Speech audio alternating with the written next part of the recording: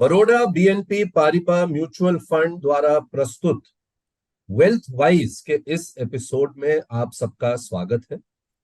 आज मेरे साथ जुड़ रहे हैं सुरेश सोनी, जो सीईओ हैं Baroda BNP Paribas mutual fund. Suresh का 2 दशक से भी ज्यादा का एक्सपीरियंस है और जहां तक मैं जानता हूं, इनको काफी सालों से इन्वेस्टर एजुकेशन के लिए ये बहुत ही पैशनेट है। तो आइए इनसे बात करते हैं कुछ ऐसे मुद्दों पर जो निवेशकों के लिए बहुत जरूरी है। सुरेश, बहुत बहुत धन्यवाद आने का इस इंटरव्यू पे। और सबसे पहला जो मेरा आपसे सवाल है कि आजकल वॉलेटिलिटी का भी दौर है और शेयर बाजार हो, मार्केट हो, कोई भी मार्केट हो, उसमें वॉलेटिलिटी हमेशा होती है। और जो एडवाइजर्स हैं, आप जैसे दिग्गज हैं, वो हमेशा एसेट एलोकेशन के महत्व की बात करते हैं। तो सबसे पहले मेरा आपसे सवाल है कि एसेट एलोकेशन क्यों जरूरी है एक निवेशक।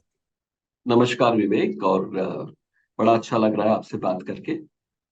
अब असेट एलोकेशन जो है उसकी जहां तक बात की जाए तो ये एक बहुत इम्पोर्टेंट टूल है इन्वेस्टमेंट के अंदर। देखिए, हम लोगों ने एक चीज हमेशा समझी है मार्केट की कॉन्टेक्स्ट में और इन्वेस्टिंग की कॉन्टेक्स्ट में कि अगर आपको वेल्थ क्रिएट करनी है तो आपको लॉन्ग टर्म इन्वेस्टमेंट करना है। इस बारे में सेबी की भी एक स्टडी आई थी बीच में कि 90% of people lose money in trading, whether it is F&O or otherwise. That's essentially a study that जो उन्होंने कंडक्ट की थी काफी इन्वेस्टर्स के डेटा को एनालाइज करके।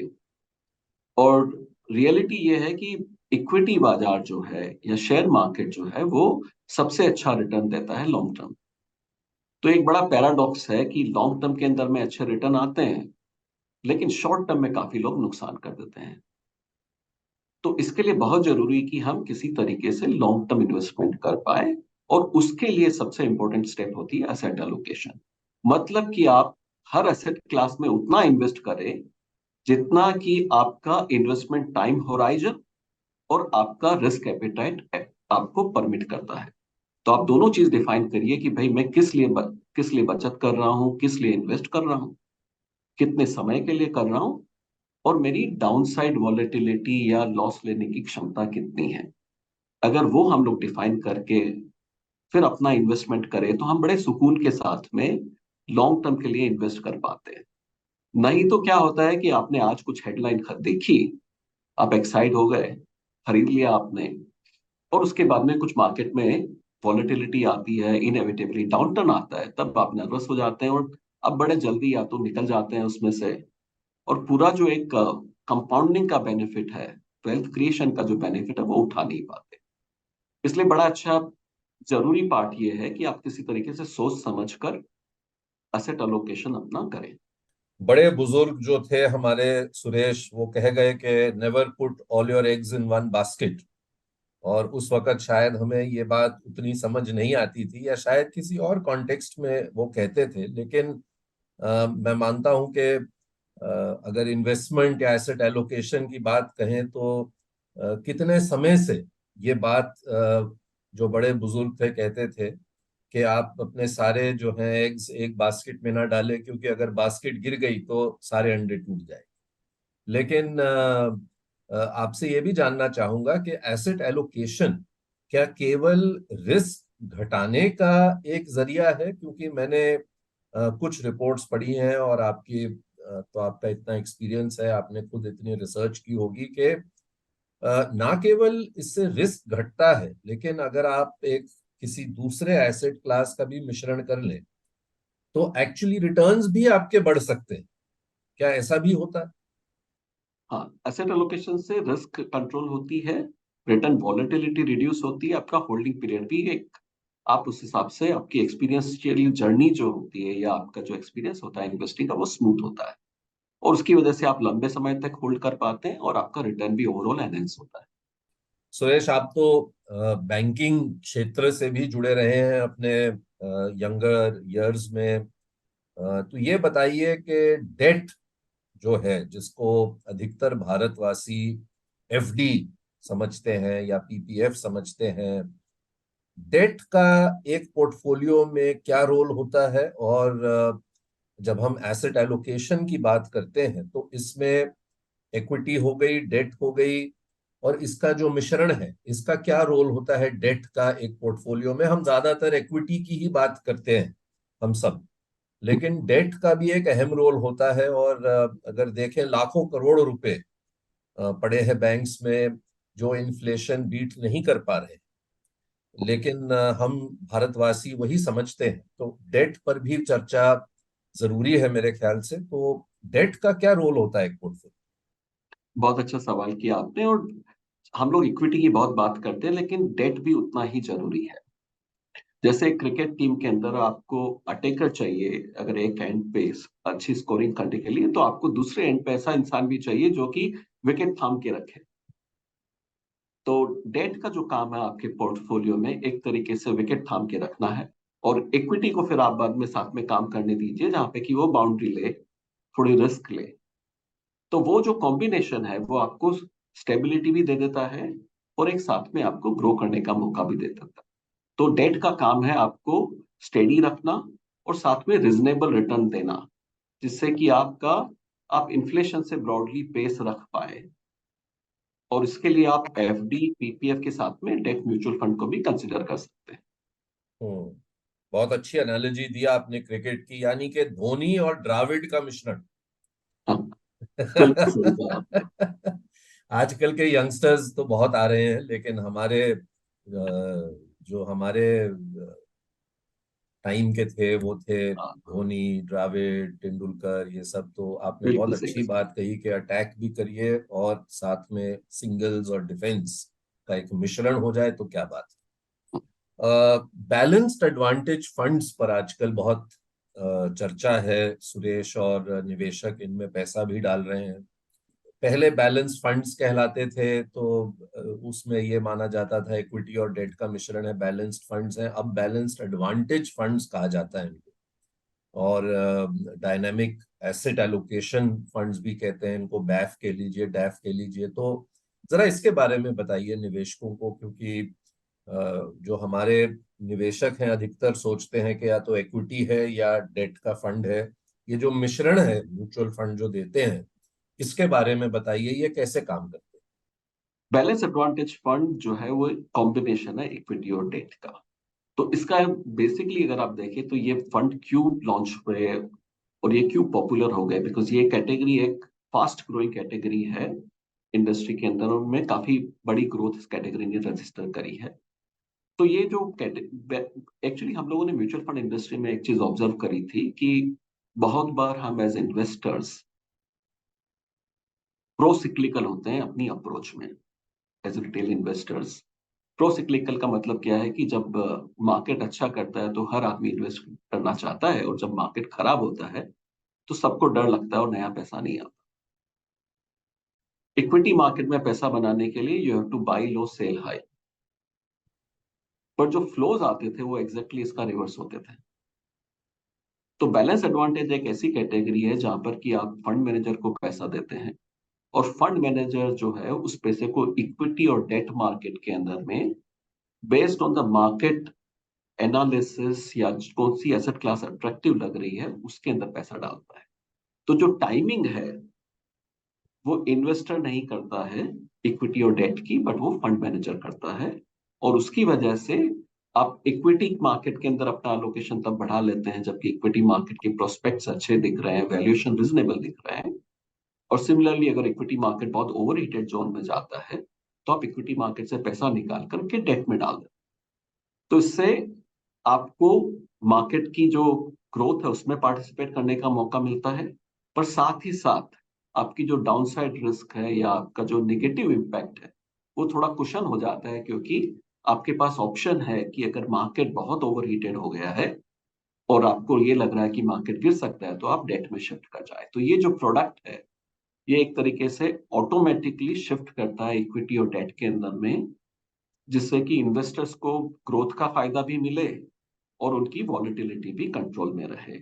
और इसके अंदर से इसमें एक तरीके से ये हो गया है कि आपने जो इन टाइमिंग है इक्विटी मार्केट की इन्वेस्टमेंट की वो एक्सपर्ट्स के हाथ में दी है, कंपेयर टू की बीइंग इन्फ्लुएंस्ड बाय कि कल मार्केट ऊपर चला तो चलो डाल देते हैं, या हम्म, मार्केट में फ्रेंजी है तो हर आदमी पैसा डालना चाहता है, तो वो नहीं हो रहा है। और हम्म। इसकी वजह से ओवरऑल इन्वेस्टर्स का एक्सपीरियंस काफी अच्छा रहा है इस कैटेगरी के अंदर में। ये कैटेगरी ने काफी अच्छे रिटर्न दिए हैं इन्वेस्टर्स को, और साथ में वॉलेटिलिटी भी काफी हद तक कंट्रोल रही। तो आजकल का जो दौर है, हालांकि सुरेश आप भी हम भी हमेशा यही कहते रहे हैं कि कोई भी निवेश करने से पहले किसी अच्छे फाइनेंशियल एडवाइजर से आप एडवाइस लीजिए। लेकिन आजकल के जो यंगस्टर्स हैं वो डू इट योरसेल्फ खुद करना चाहते हैं। और आजकल टेक्नोलॉजी भी इवॉल्व हुई है, और कई प्लेटफॉर्म्स ऐसे आए हैं जो आपको ये करने की इजाजत भी देते हैं। कभी डायरेक्ट प्लान्स भी सेबी ने इंट्रोड्यूस किए कि अगर आप खुद जाके एग्जीक्यूट करना चाहते हैं अपना रिसर्च करके, तो आप ये कर लीजिए। तो एसेट एलोकेशन जो कई लोग नहीं समझ पाते, या जैसे आपने कहा कि कितना इक्विटी में होना चाहिए और कब होना चाहिए, कितना डेट में होना चाहिए और कब होना चाहिए, जो टाइमिंग की बात की आपने, तो क्या आप मानते हैं कि जो डू इट योर सेल्फ हैं, जो खुद करना चाहते हैं निवेश, उनके लिए सबसे पहली शुरुआत ये होनी चाहिए इन्वेस्टमेंट? ये बड़ी अच्छी बात कही विवेक आपने। हमें लगता है कि ये प्रोडक्ट ना ऐसा प्रोडक्ट है जो कि सब इन्वेस्टर्स के लिए एक अच्छा medium to long term wealth create करने का जरिया है। और सर्टेनली किसी इन्वेस्टर को जो कि पहली बार म्यूचुअल फंड में इन्वेस्ट कर रहा है, either through a financial advisor और डायरेक्टली, उसके लिए इस प्रोडक्ट के थ्रू इन्वेस्ट करना काफी एक अच्छा तरीका है, compare to let's say pure equity funds के अंदर डाले, जहां पर की वॉलेटिलिटी थोड़ी ज्यादा हो जाती है। हम्म, और ये इसमें आप एक लंबे समय तक इन्वेस्ट कर सकते हैं। इसमें आपको अपना एसेट एलोकेशन ऑटोमेटिकली मैनेज हो जाता है फंड के अंदर में, क्योंकि एक्सपर्ट्स आपके लिए कर रहे हैं। तो ये एक बड़ा अच्छा जरिया है इन्वेस्टर्स के लिए, भले वो नए इन्वेस्टर्स हो या एक्सपर्ट इन्वेस्टर्स भी हो।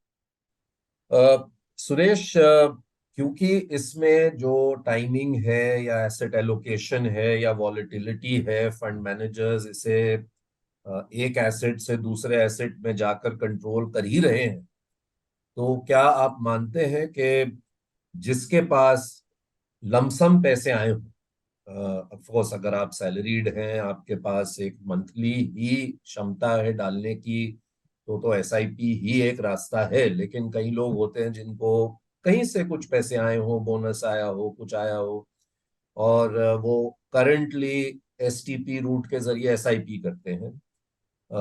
लेकिन इस प्रोडक्ट में क्या आप मानते हैं कि क्योंकि ये ऑलरेडी एक एसेट एलोकेशन प्रोडक्ट है, फंड मैनेजर्स कॉल ले रहे हैं मार्केट पर, चाहे डेट हो इक्विटी हो, तो इसमें आप एसआईपी के जरिए ही रेकमेंड करते हैं कि अगर किसी के पास लमसम है तो वो भी डाल लें तो कोई प्रॉब्लम नहीं? मैं इनफैक्ट आप ये कहना चाहता हूँ कि ये एक ऐसा प्रोडक्ट है जो काफी वर्सेटाइल है। एसआईपी के अलावा लंपसम के लिए भी ये प्रोडक्ट काफी अनुकूल है।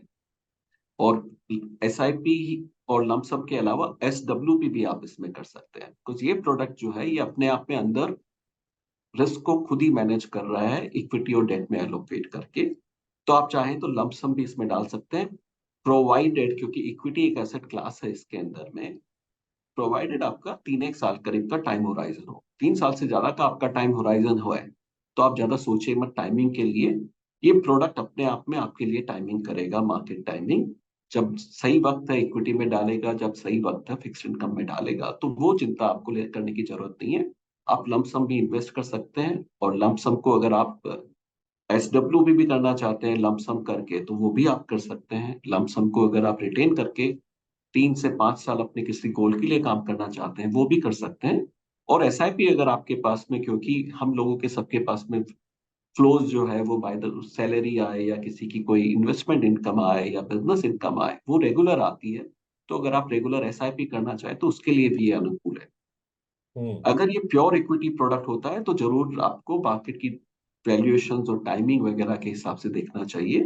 पर चूंकि ये प्रोडक्ट अपने आप में एसेट एलोकेशन कर चुका है ऑन ऑन गोइंग बेसिस, तो अगर आप चाहें तो इसमें लंप सम भी कंसिडर कर सकते सुरेश, एक आखिरी सवाल, जो इसमें इक्विटी कंपोनेंट होता है, क्या उसमें फंड मैनेजर को छूट होती है कि कौन सी साइज के कंपनियों को खरीदा जा सकता है, मैं ये आपसे इसलिए पूछ रहा हूँ। आजकल वो हालांकि एक पूरी एक अलग ही चर्चा है जो करेंगे हम आने वाले दिनों में, लेकिन आजकल सब लोग क्योंकि तेजी है, मिड कैप स्मॉल कैप सब में आना चाहते हैं और आंकड़े भी यही दिखा रहे हैं एमफी के। लेकिन क्या इसमें जो इक्विटी कंपोनेंट है उसमें फ्रीडम है फंड मैनेजर को कि तरह तरह के सेक्टर्स या तरह तरह के साइज, जो कैपिटल कैप मार्केट कैप कहते हैं, उसमें निवेश कर लें? हाँ बिल्कुल। जनरली इसमें जो इक्विटी की इन्वेस्टमेंट अप्रोच रहती है इस प्रोडक्ट कैटेगरी में, वो फ्लेक्सिबल रहती है। तो पूरे मार्केट कैप के की फ्रीडम रहती है फंड मैनेजर को। जैसे हमारे फंड्स होते हैं, कुछ इसकी स्पेसिफिक कैटेगरी होती है। लार्ज कैप जो खाली लार्ज कैप में इन्वेस्ट कर सकते हैं प्रीडोमिनेंटली, या स्मॉल कैप खाली स्मॉल कैप में प्रीडोमिनेंटली करते हैं। इस फंड की जनरल अप्रोच फ्लेक्सी कैप रहती है। तो इसमें बाजार के अनुकूल सही सेक्टर और सही मार्केट सेगमेंट उसमें फंड मैनेजर एलोकेट कर सकते हैं। तो वो फ्लेक्सिबिलिटी और फ्रीडम भी है, और उसके साथ में फंड मैनेजर का मैंडेट भी है कि आपको इस फंड को बाजार के हिसाब से इसको इक्विटी और डेट में निवेश करना है, और इक्विटी के अंदर में आपके पास पूरा स्पेक्ट्रम अवेलेबल है। हमेशा की तरह अपना समय निकालने के लिए बहुत बहुत धन्यवाद सुरेश। अच्छा लगता है आपसे बात करने के लिए। उम्मीद करते हैं जल्द एक और नए मुद्दे पर बात करेंगे। बहुत सी बातें, अच्छी बात यह है कि तेजी है, इकोनॉमी भी बढ़ रही है, मार्केट भी बढ़ रही है, तो निश्चित रूप से निवेशकों को एजुकेट करना भी जरूरी है इस वक्त। बहुत बहुत धन्यवाद। धन्यवाद विवेक।